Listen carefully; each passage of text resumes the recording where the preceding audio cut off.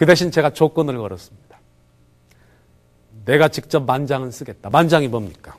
상해 앞에 깃발 메고 가는데 뭐 잔뜩 걸고 가는데 거기에 뭐 황천으로 잘 가게 해달라고 쓰기도 하고 뭐 그러는데 그런 거 쓰고 앞에 가면 안 되잖아요.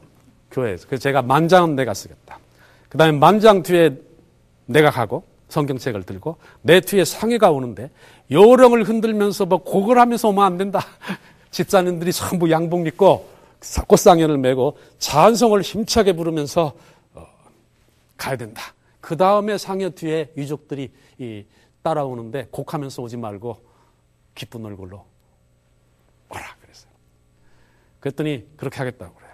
그래서 제가 붓글씨 잘 쓰는 장로님한테 부탁해서 만장을 썼어요. 한문으로 안 쓰고 모든 사람이 다 볼 수 있도록 한글로 썼습니다. 만장. 그리고 또 보성 읍내를 한 바퀴 돌아서 가겠대요. 그냥 가면 좋은데.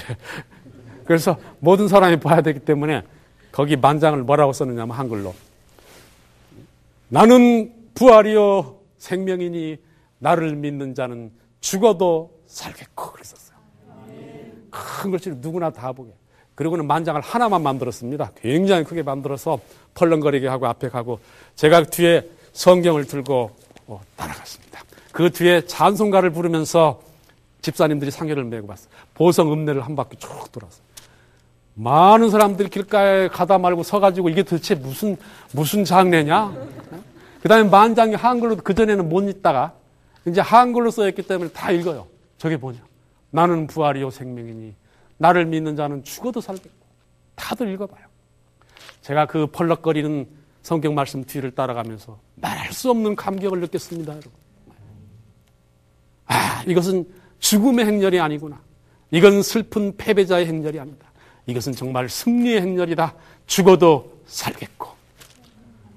저는 아주 가슴이 벅차서 성경 말씀을 들고 그 뒤를 따라갔습니다. 제 뒤에서는 우렁찬 찬송 소리가 들리고 여러분 이것이 기독교인의 죽음입니다.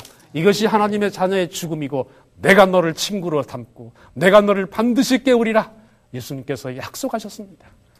그러므로 우리의 죽음은 무섭지 않습니다. 우리의 죽음은 비참한 죽음이라 할지라도 어려운 죽음이라 할지라도 불행한 죽음이라 할지라도 그것은 잠자는 것에 불과합니다.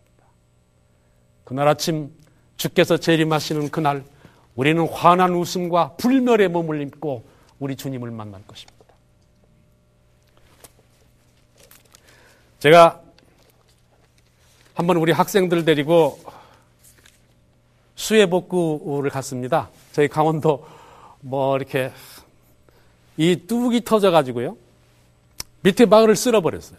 우리 교인들도 있는데. 그래서 이제 가서 수해복구하러 갔는데 형편없죠. 근데 여러분 이 저수지가 터지고 그 밑에 마을을 쓸어버렸는데 교회하고 교인들 집을 피해서 갔을까요? 함께 쓸어가 버렸을까요? 이 대답을 못 하시는 거예요. 쓸어가 버렸다고 하자니 믿음 없다고 할 거고 피해서 갔다고 하자니 가능성이 별로 없고 고민되시죠? 제가 학생들하고 가서 하는데 완전히 쓸어가 버렸어요. 교회고 신자고 다 쓸어가 버렸어요. 그리고 우리 학생들이 수해복구 하다가 저한테 물어요. 목사님, 이 하나님 믿는 집도 이렇게 다 쓸어가 버리면 도대체 하나님 믿고 축복받는다는 것이 뭡니까? 그래. 하나님을 믿는 것과 믿지 않는 것이 무슨 차이가 있죠? 똑같이 이렇게 무섭게 되는데요. 그래요. 그럼 뭐라고 대답하시면 좋겠습니까? 저는 그래서 가슴을 폈습니다. 그 쓸쓸한 폐허 한가운데 서서 제가 설교를 했어요. 무엇이 다르냐고? 하나님이 계신 것과 안 계신 게 무엇이 다르냐고? 하늘과 땅 같은 차이다. 하나님이 안 계셔봐라. 이것은 얼마나 무서운 장면이냐. 아무것도 남아있지 않고 죽음과 파괴만 있다. 그러나 하나님이 계시기 때문에 예수님께서 나를 위해 생명을 바치고 내가 하나님의 자녀이기 때문에 이제 죽음은 죽음이 아니다. 우리는 영광의 몸으로 다시 살아날 것이고 이제 슬픔은 슬픔으로 끝나지 않고 기쁨으로 바뀌고 이제 이 무너진 것은 다시 아름다운 것으로 바뀔 것이고 낭망은 기쁨으로 바뀔 것이다. 그게 하나님의 자녀의 특권이다. 하늘과 땅 같은 차이지. 제가 그렇게 자랑스럽게 말했습니다. 사랑하는 여러분, 예수님께서 재림하실 때 하나님의 자녀들은 부활합니다. 우리가 살아서 그분을 맞이하면 얼마나 감사한 일이고, 우리가 그 전에 쓰러져 죽을지라도 그 영광스러운 날 우리는 그분과 만나서 영원한 하늘로 그분과 함께 갈 것입니다. 이것이 성경의 약속이죠. 한 번도 믿어 의심하지 않았습니다. 요한계시록 1장 7절에 보면 볼지어다 구름을 타고 오시리라 그렇게 말씀을 하셨습니다. 각인의 눈이 그를 보겠다고 하셨습니다. 여러분, 우리는 그날 그분을 볼 겁니다. 영광스럽게 오시는 십자가에 달리셨던 그분을, 우리의 구주를 그날 볼 것입니다. 그래서 여러분, 이 세상에 사는 것이 우리의 끝이 아님을 우리는 확실히 알아야 합니다. 이 세상은 아무렇게나 살 것이 아닙니다. 다시 오시는 분이 계시고 세상의 끝이 올 것입니다. 심판의 날이 우리 앞에 있을 것입니다. 그때 그분 앞에 우리는 어떤 모습으로 서겠습니까, 여러분? 제가 우리 아이들 어렸을 때, 지금은 다 컸습니다만은 우리 아이들이 어릴 때 제가 뭐 사달라는 걸 잘 안 사줬어요. 목사의 아들이고 그래서 그러기도 하고, 어쨌든 뭐 게임기 사달라, 뭐 좀 해로운 거 사달라고 그러면 제가 잘 안 사줬습니다. 안 사주고 텔레비전도 안 사줬어요. 다 클 때까지. 그런데 우리 아이들이 실망할까 봐서 안 사주고 늘 이렇게 말했습니다. 사달라고 하면 아빠 텔레비전 사줘요. 그러면 그거 좋지 않으니까 사지 말자. 그럼 우리 아들이 낭망해가지고 내가 목사 아들로 태어나서 이렇게 재미도 못 보고 고생, 인생이 재미가 없구나 그럴까 봐서 우리 아빠가 너무 가난해가지고 아무것도 못 사주는구나. 나는 나중에 교회 안 다녀야 되겠다. 혹시 그럴까 봐서 제가 안 사주고 꼭 말했습니다. 아빠가 돈이 없어서 안 사주는 것은 아니다. 그래서요. 아빠 돈이 있고 2개라도 사줄 수 있지만 근데 해로우니까 안 사준다. 그래서요. 우리 아들이 아주 아쉬운 모습으로 그냥 돌아가요. 좀 불쌍하긴 하지만 뭐 어쩔 도리가 없어요. 교육상.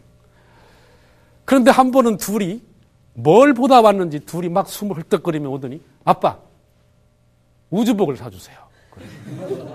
그래서 제가 늘 하던 대로 못 사준다. 아빠가 뭐 2개라도 사줄 수 있지만은 그렇게 하려고 가만히 생각해 보니까 우주복은 엄청나게 비싸거든요.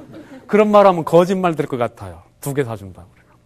그래서 제가 궁리를 어떻게 하면 안 사준다고 할까? 제가 사줄 수도 없고. 그래서 궁리하다가 제가 말했습니다. 야, 우리는 우주복이 필요 없는 사람이다. 그랬더니 우리 아들이 놀라서 말해요. 왜 필요 없어요, 아빠? 그거 있어야 우주를 날아가는데요? 그래, 이막 쓰고 이렇게 입고 그래야 돼요? 그래요. 그래서 제가 말했습니다. 우리는 우주복이 필요 없어. 너희들 예수님께서 곧 오시는 거 알지? 우리 뭐 수백 번 들어서 예, 압니다. 그래. 그때 예수님이 오시면 우리는 우주복 필요 없이 예수님과 함께 구름 속으로 끌어올려 영원한 하늘로 같이 여행을 떠난다. 얼마나 멋있냐? 자, 지금 출발하자고 제가 막 흉내를 냈더니 애들도 신이 나서 막 운전을 하고 그래요. 저는 그때 우리 아이한테 예수께서 다시 오시는 것과 하늘나라에 대해서 얘기하면서 정말로 자랑스러웠습니다.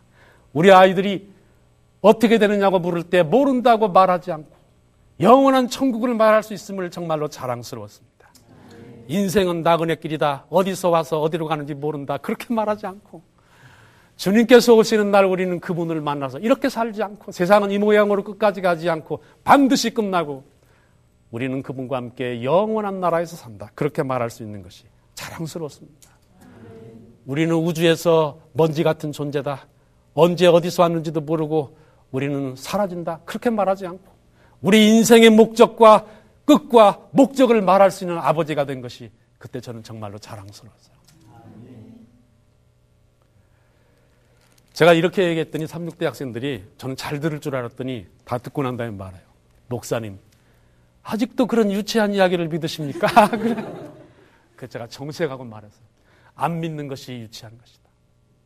이대로 살다가 어느 날 죽는다고 생각하는 것이 유치한 것이다. 인생은 허무한 것이다 생각하고 마음대로 사는 것이 훨씬 유치한 것이다. 이 세상은 끝까지 계속될 것이다. 이렇게 죄악생으로 그렇게 믿는 것이 유치한 것이다.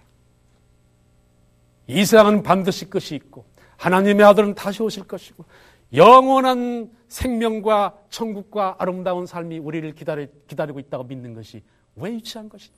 이것이야말로 진리고 아름다움이고 행복이다. 제가 학생들에게 그렇게 말했습니다. 사랑하는 여러분, 이 세상으로 모든 것이 끝나는 것이 아닙니다.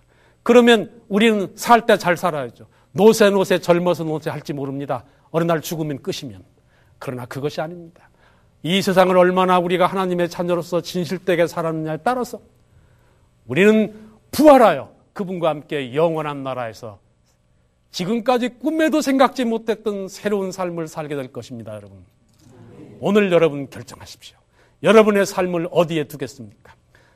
9월 11일 무너져버리는 110층에서 사람들이 아우성을 치면서 어느 구석에서 이름 없이 쓰러져 죽는 것처럼 주님께서 오시고 지구가 산산조각으로 부서지면서 새로운 세상이 열릴 때, 그때 저와 여러분은 어디에 있겠습니까? 예수님과 함께 하늘로 끌어올려 아름다운 그 약속된 천국에 우리가 있겠습니까? 아니면 그 무너져버리는 지구 어느 속에서 이름 없이 사라지겠습니까? 그 결정은 여러분 오늘 하셔야 합니다. 사람에게 있어서 기회는 자주 오지 않습니다. 일생에 몇 번 올지 모릅니다. 이제 이 우리의 긴 여행이 마치는 오늘, 하나님께서는 여러분의 결정을 기다리고 계십니다. 여러분의 마음을 하나님께 드리지 않겠습니까? 나를 친구로 여기시고 나를 부르시고 죽어도 내가 너를 죽은 것으로 여기지 않고 다시 살리겠다 약속하신 그 주님을 구주로 모시고 저와 여러분의 삶이 참으로 새롭고 아름답고 빛나는 그런 것이 되시기를 간절히 바랍니다. 우리 다 같이 머리를 숙여 기도드리시겠습니다. 우리 아버지 하나님, 이 허전하고 죄된 세상에 우리를 홀로 두지 않으시고 친히 우리 아버지가 되시니 감사합니다. 주님이시여, 저희들을 불쌍히 여기시고 목숨 바쳐 우리를 사랑하시고 십자가에 돌아가시고 누구든지 영접하기만 하면 하나님의 자녀가 되는 권세를 주시고 오늘 또 구원하기를 원하셔서 내 곁에 계시고 나를 사랑하시는 우리 주님이시여, 참으로 그 은혜를 감사합니다.